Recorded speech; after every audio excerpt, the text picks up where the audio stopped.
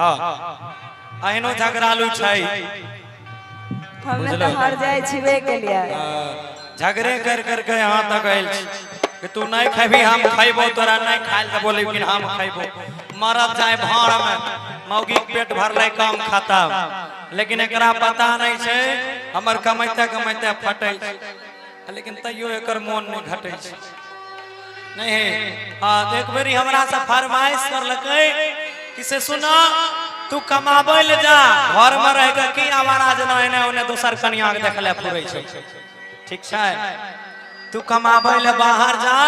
हमरा लेगो सोना के कंगना लेने आबो हमरा लेगो हाथ में एहने रंग के सोना के कंगना लेने आबो आ तब हमर जवाब देखो ई की कहे छै अगर सुनो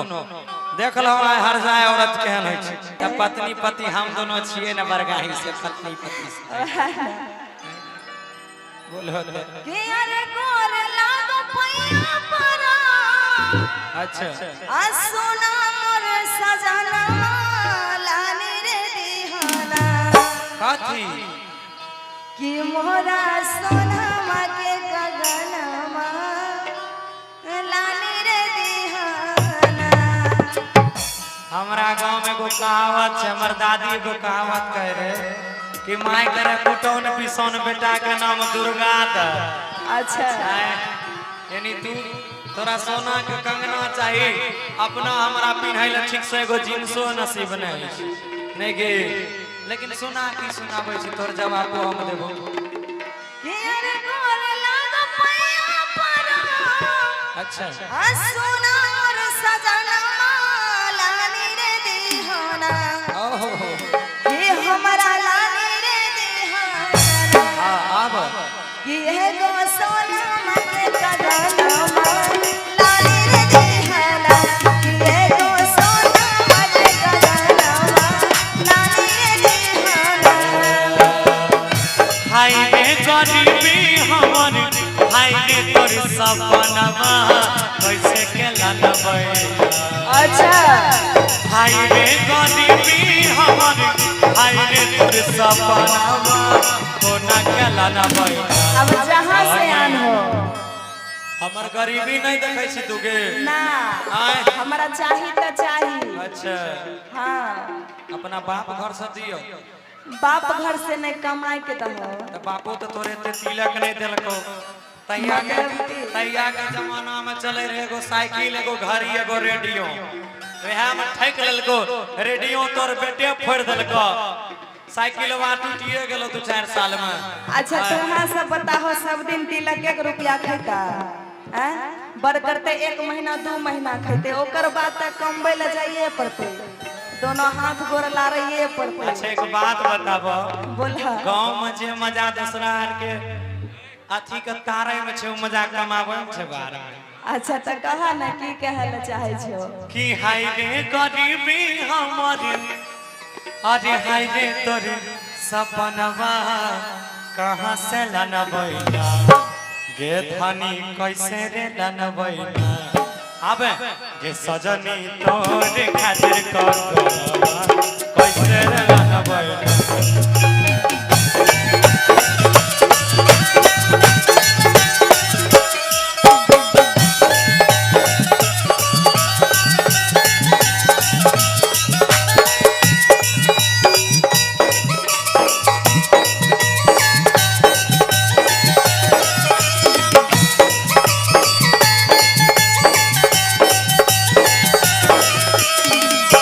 एगो ताली बजाओ तब मजा आए तब हम नाचबो क्या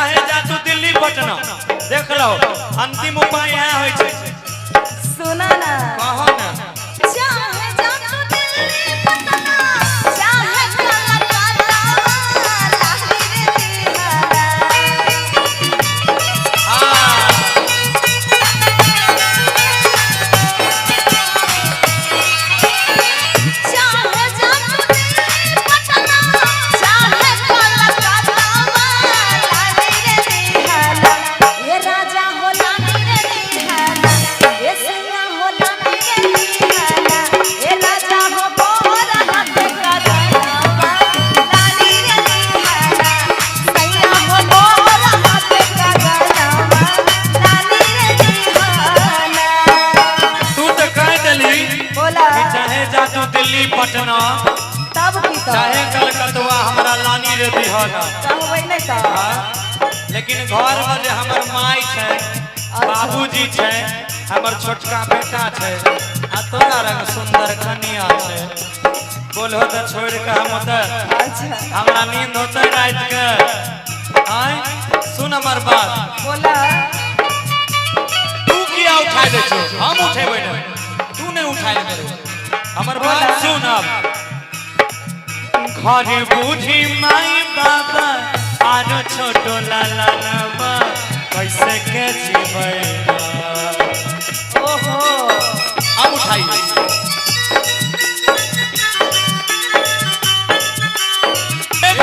घर बूढ़ी माई बाबा आरो छोटो लाला नामा कैसे के जीवे हमें कैसे के जीवे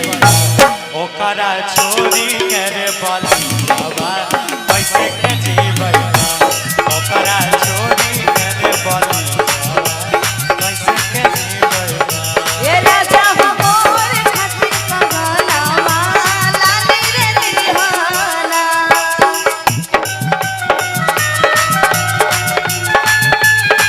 क्या बात जी धीरे धीरे पागल हुआ रे मैं धीरे धीरे तेरी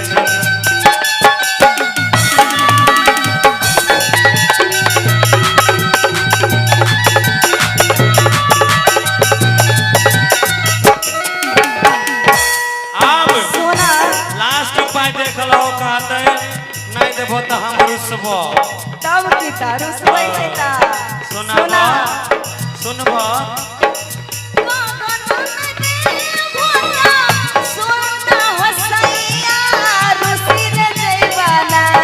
अच्छा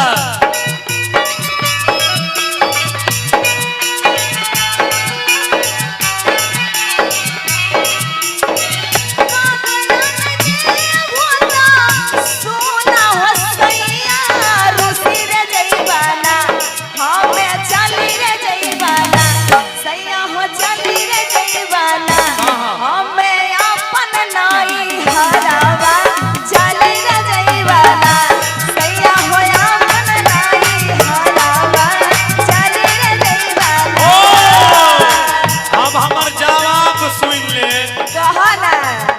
कि गे उषा आ तू रुइस जेबी त हमर जीवन न बेकार भ जेतै गे आब लाइन पर अइलै ना देखला कहावत सुनने छी लाइन पर आबि गेलै ना कि कह गेलै बात एगो संतो आ बहु बिना केकरो नहीं बनतो हाय हमर बात सुन अब कहा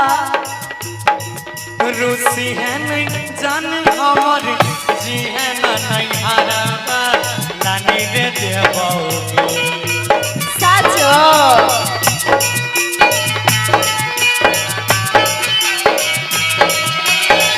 रुसी है नहीं जान हमर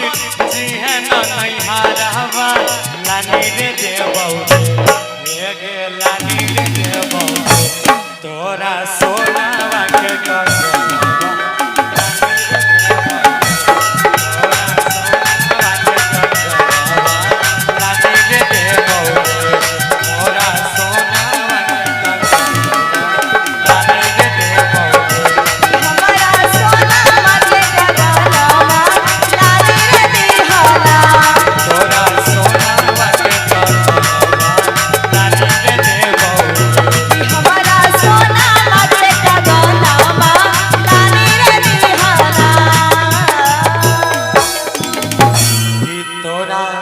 सोनावा के कंगनवा